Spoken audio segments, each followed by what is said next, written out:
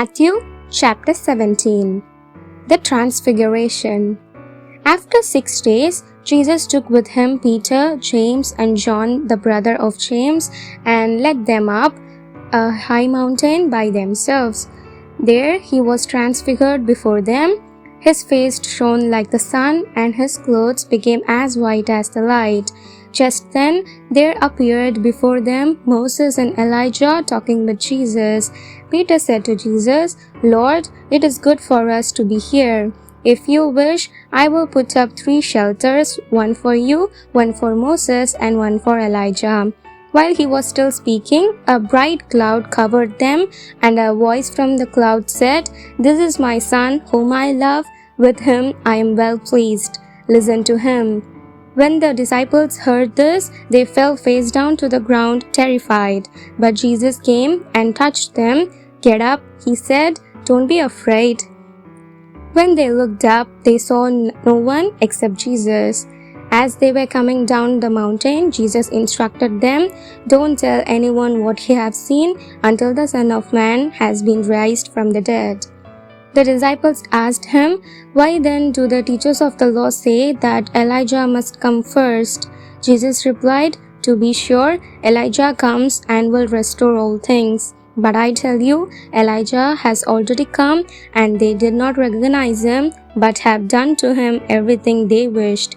In the same way, the Son of Man is going to suffer at their hands."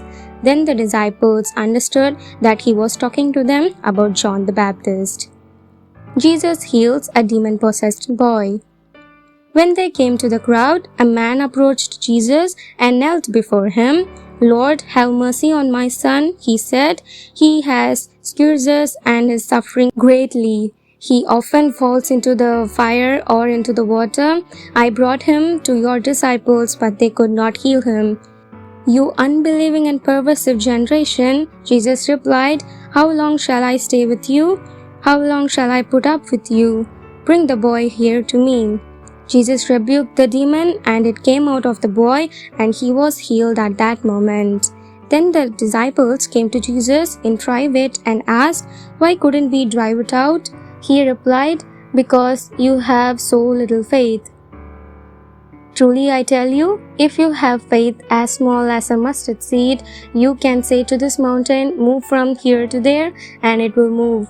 Nothing will be impossible for you." Jesus predicts his death a second time.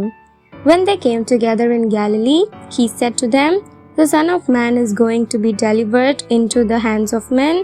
They will kill him, and on the 3rd day he will be raised to life." And the disciples were filled with grief. The temple tax. After Jesus and his disciples arrived at Capernaum, the collectors of the 2 drachma temple tax came to Peter and asked, "Doesn't your teacher pay the temple tax?" "Yes, he does," he replied. When Peter came into the house, Jesus was the first to speak. "What do you think, Simon?" he asked. "From whom do the kings of the earth collect duty and taxes? From their own children or from others?" "From others," Peter answered. "Then the children are exempt." Jesus said to him, "But so that we may not cause offense, go to the lake and throw out your line. Take the first fish you catch. Open its mouth and you will find a 4 drachma coin. Take it and give it to them for my tax and yours." To be continued. Thank you so much for watching.